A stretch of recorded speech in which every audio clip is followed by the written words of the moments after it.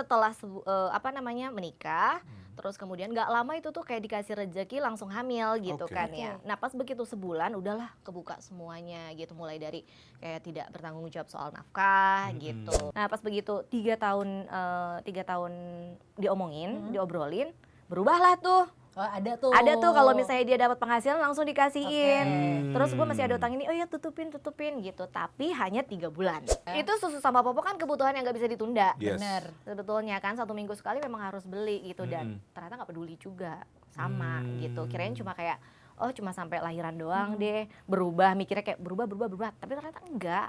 Jadi kalau misalnya memang nggak ada duit tuh marah-marah. Terus kalau misalnya kita masaknya nggak ada daging tuh kayak dibanting tuh tudung saji. Iya. Itu nggak layak hidup tau nggak? Tapi kali ini kita ngomongin tentang ini ya, usia ya. Enggak. Bukan. Kita hari ini ngebahas tentang satu fenomena yang ternyata sering terjadi di Indonesia. Apa itu? Single parent. Single parent. Oh, iya. Gue pernah baca satu penelitian, Iya. survei yang bilang ternyata Indonesia itu tinggi angka fatherless-nya.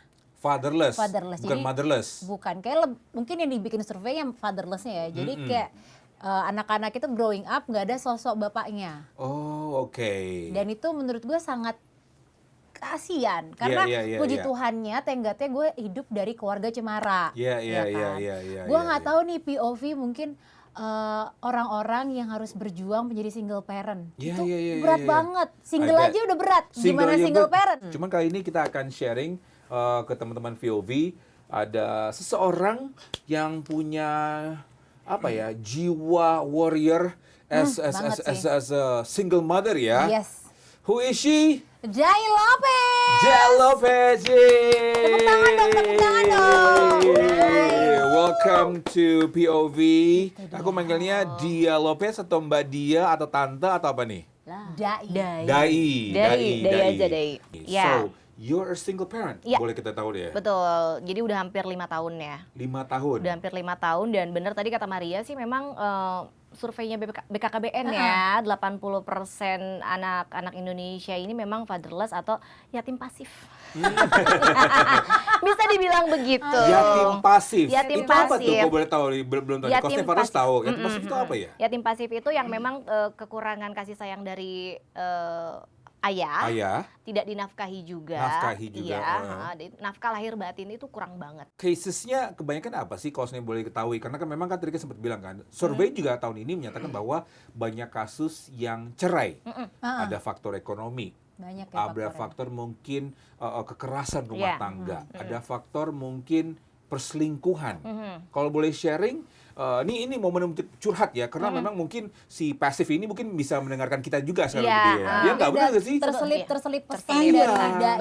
Karena Dai ini menurut gue salah satu orang yang dia itu mungkin terbuka tentang kondisi dia. Makanya gue bisa proudly say kalau Dai ini strong single mother. Ini kan dia siaran kan di radio di RDI. Oh gitu. Tiap pagi dia bawa anak-anaknya yang lucu-lucu itu ke sini. Oh, oke. Kalau tadi yang kata Togi itu apakah perselingkuhan, apakah kekerasan, apakah soal ekonomi. Semuanya ada di situ. Memang berarti narasumber yang tepat ya. Nggak bisa kulik semuanya. Kalau boleh kita mungkin runut ke belakang, menikahnya itu kenapa? Menikahnya itu sebetulnya karena waktu itu usia udah 30 ke atas. Tuntutan kayak kanan kiri ya, orang tua kayak gitu kan ya, kapan kawin, kapan nikah gitu kan ya. Terus kayak mungkin udah jalan Tuhan juga sebetulnya ya, udah dikasih jalan, ini jodohnya apa bukan sih, sebetulnya udah males gitu kan, udah nggak mau sama ini, sama si ini waktu itu udah nggak mau, tapi ternyata tiba-tiba dia datang ke rumah dengan orang tuanya ya, menurut aku tuh kayak ini mungkin jalannya kali gitu. As a gentleman lah ya. Terus habis itu nanti ke depannya mau kayak gimana? Oke lah, ada rencana-rencana ke depan gitu kan, diomongin gitu, nanti setelah menikah bakal ini, bakal itu gitu. 5 years plan udah keluar tuh ya, biasa tuh ya. Langsung dia ada ini ya. Betul. Tapi ternyata setelah menikah, Terus kemudian nggak lama itu tuh kayak dikasih rezeki langsung hamil gitu Oke. kan ya. Nah pas begitu sebulan udahlah kebuka semuanya gitu. Mulai dari kayak tidak bertanggung jawab soal nafkah gitu. Jadi menurut apa namanya si pria itu kalau nafkah itu kayak cukup bayarin sewa rumah, itu keren. nafkah. Oh, itu nafkah. Itu nafkah Keren menurut banget dia ya. ya. Jadi Ikutan kayak, gemes kayak loh aku aku. makan sehari-hari makan biasa aja gitu. Terus kayak token listrik bunyi, Bukan urusan bodo dia. amat Urusan dia. ya gitu. Jadi urusan makan masing-masing. Tapi kalau misalnya aku ada side job gitu atau aku ada gaji gitu, ya ada japrem gitu Oh. maksudnya gitu. Karena memang at the end of the day pentingnya untuk ngomong terbuka nggak sih ketika Harusnya. sebelum kita ini, karena kan akhirnya kan loh kok gue kayak kucing enam karung nih tiba-tiba, ngerti nggak sih tiba-tiba? Iya. Karena pentingnya juga untuk ngomongin tentang what's the financial planning ketika get married, right? Bener nggak sih? Iya, dan ternyata memang banyak yang ditutupi sih sebetulnya. Oh. Nah, jadi kayak apa namanya soal kayak kebutuhan rumah tangga awalnya kayak oh ya udah deh, mungkin dia lagi nggak ada, gitu Yes. aja terus gitu. Iya, Ternyata iya. berpikiran Membohongi diri kayak sendiri gitu, ya. membohongi diri sendiri. Terus aku juga jadi kayak malu gitu kan, udah milih ini apa Jadi namanya ini laki. cowok gitu, tapi kayak Kayak gitu. ke orang tua gimana ngomongnya Iya, iya, ya mau gitu, harus apalagi tutupin. keburu hamil gitu. Ternyata si cowok ini lama-lama pas hamilnya makin membesar, kok dia malah beli barang-barang yang bagus. Oh, dia beli sendiri pakai Iya, wow. dan kayak apa namanya beli barang-barang yang bagus penting kayak gitu ya? handphone terbaru, Keren. terus mobil juga, dan Iya. itu berupa cicilan semua gitu. Oh, nambah-nambahin beban ya. Iya benar, itu kan shock jadinya kan. Pasti.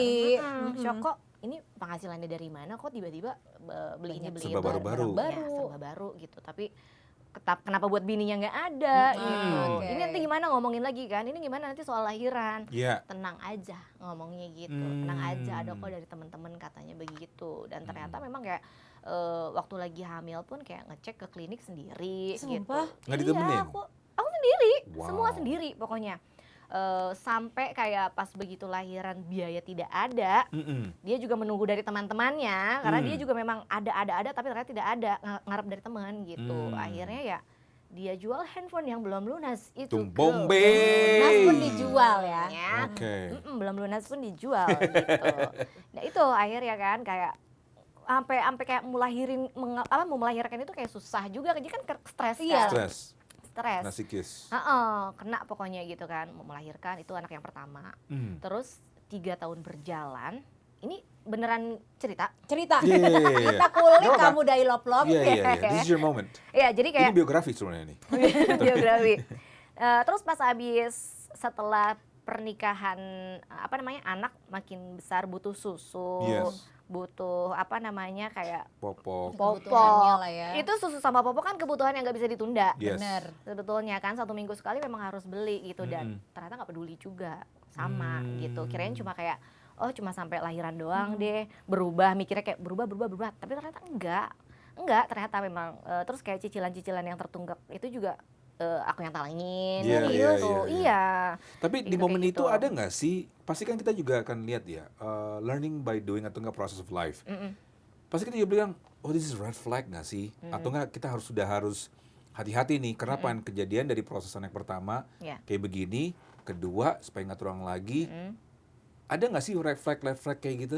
Sebetulnya pas pernikahan umur keberapa ya, anakku umur 3 tahun kalau nggak salah deh, itu ada obrolan. Aku udah ngomongin nih karena memang udah kayak aku udah jadi kelilit utang sendiri gitu, karena kan nutupin ini nutupin Iya. itu Iya, iya. sendiri semuanya Tutup gitu. lubang, Terus gali lubang gitu ya. kebutuhan rumah tangga juga jadi aku yang kepala rumah tangga jatuhnya Oh di my situ God. gitu, dan dia kayak cuek aja. Nah pas begitu 3 tahun diomongin, diobrolin, berubahlah tuh.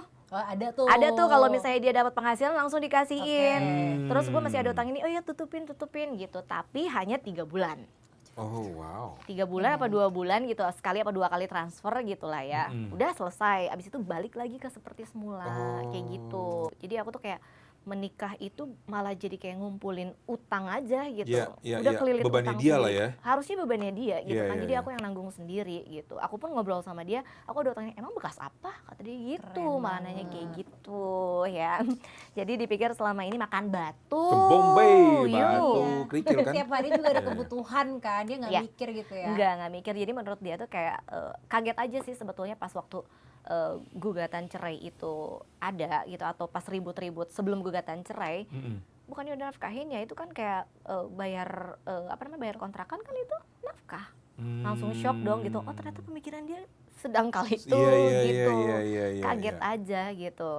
Diomongin pas begitu lahir anak kedua, itu juga sama ribetnya gitu kan, sama susahnya.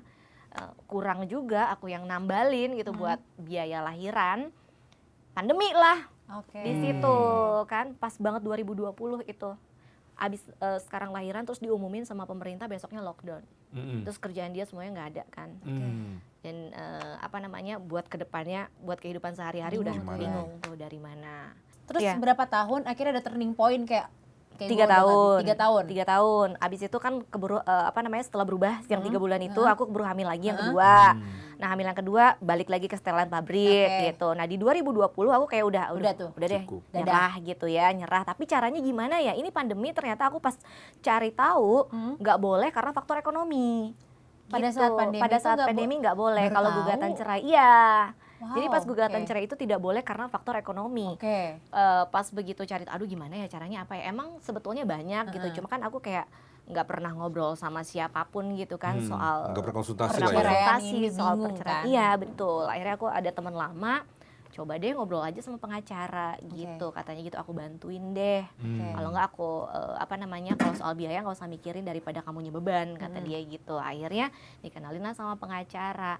Udah ngobrol-ngobrol ternyata masuklah kayak kekerasan verbal. Emang ada. Kena juga kekerasan verbal. Udah nggak modal, dia kekerasan verbal. Iya, jadi kalau misalnya memang nggak ada duit tuh marah-marah. Terus kalau misalnya kita masaknya nggak ada daging tuh kayak dibanting tuh tudung saji. Iya. Nggak layak hidup kan. Kayak gitu. Tapi nggak pernah ada terlibat antara keluarga juga? Nggak ada, jadi keluarga kan, dianya cuek juga sih sebetulnya. Karena kadang-kadang kan keluarga ini atau enggak orang tua, entah mertua kan bisa menjadi bridging untuk hubungan kan, entah itu membaik atau enggak malah bikin chaos sih sebenarnya sih ya.